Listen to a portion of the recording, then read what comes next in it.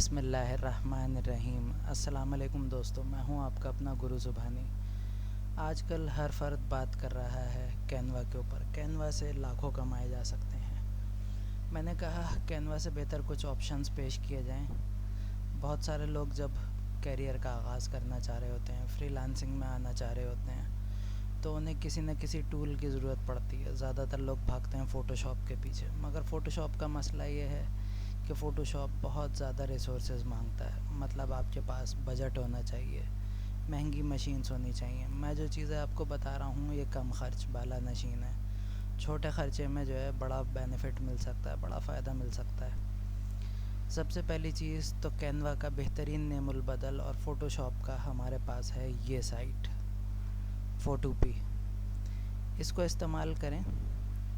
यहाँ पर आपके पास बने बनाए पूरे टेम्पलेट्स भी हैं और आपको तकरीबन फ़ोटोशॉप के सारे सॉफ्टवेयर्स और प्लगइन्स जो हैं मिल जाते हैं। यहाँ पे सारे टूल्स मौजूद हैं। बराबर में यहाँ पे इसके इश्तहारात चलते रहते हैं, उनसे फ़िक्रमंद होने की ज़रूरत नहीं है, इनकी कमाई उसी से ही चलती है। मसलन मैं अगर मैं यहाँ पे न्यू प्रोजेक्ट लेता हूँ तो अब आप देखिए मेरे पास यहाँ सारी चीज़ें आ गई। फ़र्ज़ करें मुझे एक फ़ेसबुक पेज का कवर बनाना है, अब ये आ गया। फ़र्ज़ करें मेरा कोई थोड़ा सा हम देखते हैं। फ़र्ज़ करें किसी स्कूल का है, स्कूल को लिख के सर्च कर लेते हैं। मैं किसी स्कूल के लिए कुछ बनाने जा रहा हूँ, मैंने इसको सर्च करा और अब देखें मेरे पास स्कूल से रिलेटेड चीज़ें आने लगी। अब मैंने इसको मुंतखब कर लिया, इसको सेलेक्ट करते हैं और लीजिए जनाब, आपका पूरा फ़ोटोशॉप वाला इंटरफेस यहाँ पे मौजूद है। ये डबल क्लिक हो गया, ये रही वो फाइल। अब यहाँ पे देखें आपको लेयर्स भी नज़र आ रही हैं। अपनी जो टूल्स आपको जैसे नज़र आ रहे होते हैं फ़ोटोशॉप के अंदर, वो सारी चीज़ें यहाँ पे मौजूद हैं। अगर आप फ़िल्टर्स पे नज़र डालें तो फ़िल्टर्स भी तकरीबन जो काम के हैं वो सारे यहाँ मौजूद हैं। तो पहली चीज़ तो ये थी। अब आते हैं दूसरी चीज़ की तरफ। अच्छा, जाने से पहले एक चीज़ और बता दूँ। बहुत सारे दोस्त कम बजट की वजह से परेशान हो रहे होते हैं कि हम जो है अभी लैपटॉप ख़रीदने का भी बजट नहीं रखते, कैसे काम करें।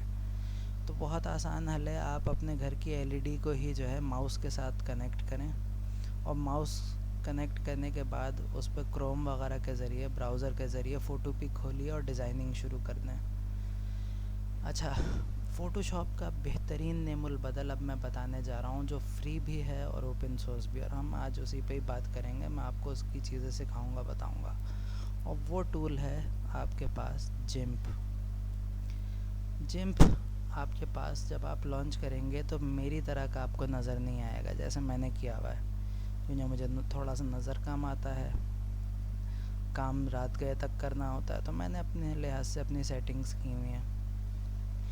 सबसे पहले आपको जिम्प का बता दूं, मतलब अगर फ़ोटोशॉप आपका जो है 16 GB पे या 8 GB पे चल रहा है तो ये 2 GB 4 GB के ऊपर भी चल जाएगा। बहुत लाइट वेट है, हर तरह के फ़ाइल फॉर्मेट्स को सपोर्ट करता है। इसके टूल्स बहुत आसान हैं और बहुत सारी जगहों पर ये आपके पास फ़ोटोशॉप से भी बेहतर सर्विसेज और जो है प्लगइन्स वगैरह दे रहा होता है। अब आइए आपको थोड़ा सा दिखाते हैं कि जब हमने इसको यूज़ करना है तो इंटरफेस कैसे सेट करना है, बाकी के काम कैसे करने हैं। आप सबसे पहले जब पहली दफ़ा लॉन्च करेंगे तो प्रेफरेंसेस में आ जाएंगे, यानी इसकी सेटिंग्स में। यहाँ पर सेटिंग्स में आने के बाद सबसे पहले आप जिस तरह की थीम रखना चाह रहे हैं वो रख लेंगे। अब इसमें ग्रे कलर की भी है, लाइट भी है, सिस्टम भी है।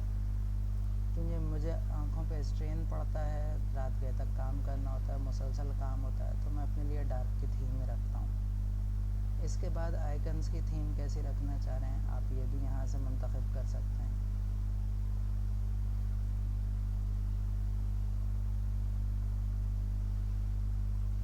अच्छा, मुझे चूँकि लेगेसी की आदत है तो मैं उसी को ही रखूँगा।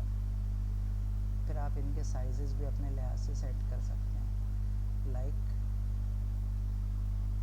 अच्छा, फिर आते हैं टूल बार की तरफ। ये बड़ा अहम है, इसको थोड़ा समझ लीजिएगा। हमारे पास बहुत सारे टूल्स डिसेबल हुए हुए होंगे। जिसको मैं टूल को डिसेबल करता जाऊंगा वो यहाँ पर आप देखिए गायब होता जाएगा। फ़र्ज़ करें ये हमारा बेजियर है। कुछ टूल्स फोल्डर्स के अंदर पड़े हुए होते हैं तो उन्हें आपको बाहर निकाल कर ड्रैग करके रखना पड़ेगा ड्रैग एंड ड्रॉप से। ये पहली दफ़ा की सेटिंग होती है, उसके बाद ये खुद इस चीज़ को याद रखेगा। आप इसको पैनल को ऐसे भी कर सकते हैं, मुझे ज़्यादा आसान ऐसे लगता है तो मैंने ऐसे रखा हुआ है। अच्छा, इसके बाद हमारे पास थोड़ा सा और आगे बढ़ते हैं। यहाँ पर हमारे पास और जो चीज़ें हैं मैं काम की जो ज़रूरत की मैं वो आपको बताता हूँ। हमारे पास इसके बाद एक अपीयरेंस की चीज़ है। जब आप पहली दफ़ा लॉन्च करेंगे तो आपको एक पीली पीली सी 8 मार्च बनी हुई जो है बाउंड्रीज़ नज़र आएंगी। अक्सर लोगों को उन्हें देख के परेशानी होती है तो आप उनको बंद कर दीजिए। ये show layer boundary, show layer boundary, okay. अब अगर आप देखें तो आपके पास यहाँ पर एक येलो सी लाइन बनना शुरू हो जाएगी। हम इसको लेयर बाउंड्री को ऑफ कर देंगे। जो लोग फ़ोटोशॉप से आ रहे होते हैं या जिन्हें नया नया काम करने का वो होता है इत्तेफाक, उनके लिए ये चीज़ मुश्किल होती है। आप सिंपली अपीयरेंस में आए और लेयर बाउंड्रीज़ को दोनों जगह से बंद कर दिया, ओके। अच्छा, इसके बाद हमारे पास ये लेयर्स हैं। तो मुझे लेयर्स देखने में थोड़ी परेशानी होती है तो आप लेयर का साइज़ अपने लिहाज से यहाँ पे सेट कर सकते हैं। यहाँ पर प्रीव्यू साइज़ आ रहा है, मैंने इसको एनॉर्मस रखा हुआ है, आप टाइनी भी कर सकते हैं। Preview size enormous. बाकी चीज़ें तो आपके सामने ही हैं, ये आपको समझ आ रही होंगी, फिर भी जो है मैं बता दूँगा। अच्छा, इसके बाद हमारे पास बहुत सारी हॉटकीज़ ऐसी होती हैं जो बंद हुई भी होती हैं, लाइक HSV है, ह्यू, सैचुरेशन एंड वैल्यू। तो आप जितने कीबोर्ड्स शॉर्टकट सेट करना चाह रहे हैं वो पहली दफ़ा में आप यहाँ से आके कर लेंगे। जैसे क्रोमा की, ये देखिए ह्यू, सैचुरेशन, वैल्यू जैसे कहते हैं, ये मैंने यहाँ पे सेट किया हुआ है कंट्रोल शिफ्ट यू पे। अभी थोड़ी देर में इसका आपको आइडिया भी हो जाएगा। टूल्स इसके चलाना बहुत आसान है। सबसे पहले ये हमारा सेलेक्ट का टूल है, जैसे फ़ोटोशॉप में वी दबाने पे आता है, यहाँ पे इसको करने पे इस तरह का काम होगा। अच्छा, इसके बाद अगर मैं इसको मूव द एक्टिव लेयर पे कर दूँगा तो ये सिर्फ जिस लेयर पे मैंने क्लिक किया हुआ है ये उसी पे करेगा। नए लोगों को बहुत ज़्यादा इसमें परेशानी होती है कि क्लिक कहीं करते हैं, काम कहीं हो रहा होता है। तो मूव द एक्टिव लेयर को ज़रूर सेलेक्ट कर लीजिए। इसके बाद दूसरी चीज़ जो आपने चलानी सीखनी है सबसे पहले, वो आपके पास है आपका ये pen tool. Pen tool GIMP का बहुत आसान है, ये आप एक हाथ से भी चला सकते हैं। मैं इसको थोड़ा जूम करता हूँ, कंट्रोल दबा के मैं जूम कर रहा हूँ और मैंने अब इसको थोड़ा सा पेन लिया और पेन के ऊपर काम शुरू कर दिया। सिर्फ समझाने के लिए ये एक क्लिक किया और ये, अब मैं इसको कंट्रोल सेट किया, इस नोड को मैंने उठा के इधर रखा। अभी मैं सिर्फ समझाने की गर्ज से जल्दी जल्दी करके आपको दिखा दूंगा। बहुत फाइन चीज़ नहीं बना रहे हम, असल मकसद अभी समझाना है। अब मैं इसके बाद इसको इधर ले लेता हूँ, ये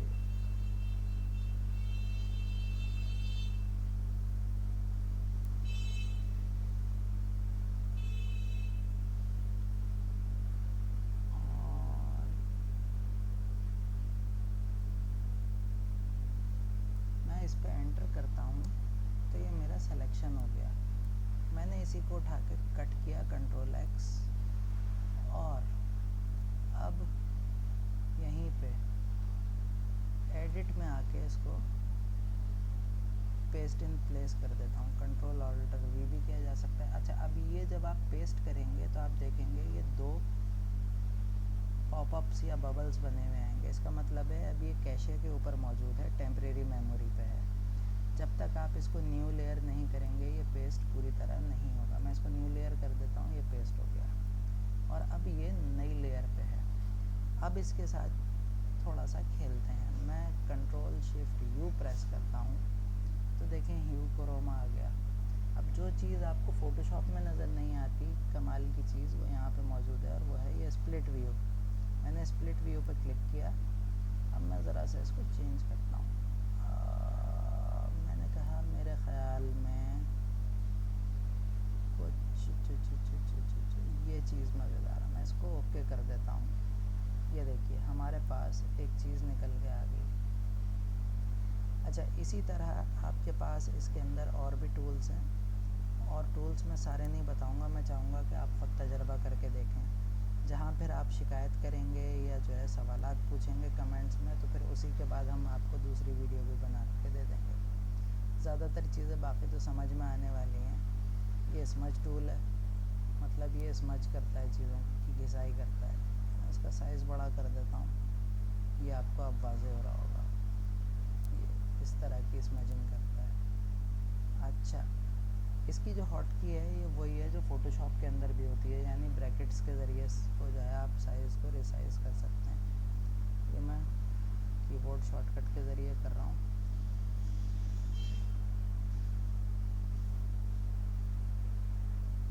ये आप कीबोर्ड शॉर्टकट्स के ज़रिए भी कर सकते हैं। अच्छा, ये क्लोन टूल्स हैं, जैसे फ़ोटोशॉप के अंदर होते हैं। इसके बाद ये हमारे पास केज ट्रांसफॉर्म है, चीज़ों को ट्रांसफॉर्म करने के लिए। इसके बाद हमारे पास यहाँ पर फ्लिपिंग के भी टूल्स होते हैं। रोटेट इसके अंदर पूरा अलग मौजूद है। ये सिलेक्शन टूल्स हैं, जैसे वहाँ पे भी होते हैं। ये सेलेक्ट बाय कलर है, ये आप इस्तेमाल करेंगे 1 से 2 दिन में ही आपको इसकी आदत हो जानी है। इससे आप हर तरह का काम कर सकते हैं। अच्छा, अब इसके अंदर एक चीज़ डिफरेंट है, वो ये कि ये चूँकि यूरोपियन स्टैंडर्ड्स के लिहाज से बना है, और ज़्यादातर इसको जो है डिजिटल वर्ड के अंदर इस्तेमाल किया जाता है, तो इसमें आपके पास CMY के प्रोफाइल बाय डिफ़ॉल्ट नहीं होता। कलर सेपरेशंस के अलग प्लगइन्स हैं, वो मैं आपको नेक्स्ट एपिसोड में या आप लोगों की फरमाइश पे बताऊंगा। जब आप जिम्प को इंस्टॉल करें तो जिम्प से अगर और फ़ायदा उठाना है तो एक गिमिक के नाम से इसका प्लगइन आता है, वो आप ज़रूर इंस्टॉल कर लीजिए इसमें, और आपको बहुत सारे प्लगइन्स मिल जाएंगे। ये देखिए मैं आपको दिखाता हूँ, ये आपके पास एक लंबी चौड़ी पूरी लिस्ट आ गई प्लगइन्स की। तो आपने अगर काम करना है तो आप ये प्लगइन रोज़ अव्वल ही डाल लीजिए। बाकी फ़िल्टर्स इसमें हर तरह के मौजूद हैं, जैसे फ़ोटोशॉप के अंदर होते हैं। आप यहाँ से सारे काम कर सकते हैं। कलराइजेशन आप यहाँ से कर सकते हैं, और यहीं से ही आप जो है मगर देखेंगे कि सेपरेशन का आपका टूल अभी मौजूद नहीं है। सेचुरेशन फिर आपको ख़ुद करनी पड़ेगी। सेपरेशन जो होती है वो आपको ख़ुद करनी पड़ेगी, उसके लिए कुछ और प्लगइन्स और प्रोफाइल्स हैं, वो आपको फिर जो है पूछने पे ही बताए जाएंगे। इमेज सेलेक्ट कलर मैनेजमेंट, फिर भी अगर आप जाना चाहें तो आप यहाँ से देख सकते हैं। मैंने वैसे तो इसको इनेबल किया हुआ है, कन्वर्ट टू कलर प्रोफाइल, और आप यहाँ से चीज़ों को कलर्स अगर ले लेंगे तो सेट भी हो जाएंगे। और बहुत ज़्यादा तफसील पूछनी है तो वो फिर मैं आपको नेक्स्ट वीडियो में बता दूँगा।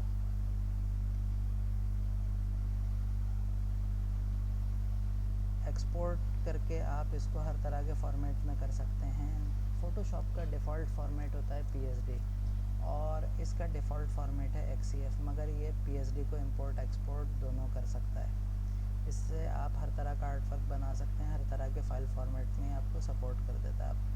तो आपको थोड़ी सी एक्सटेंशंस भी दिखा दी जाए।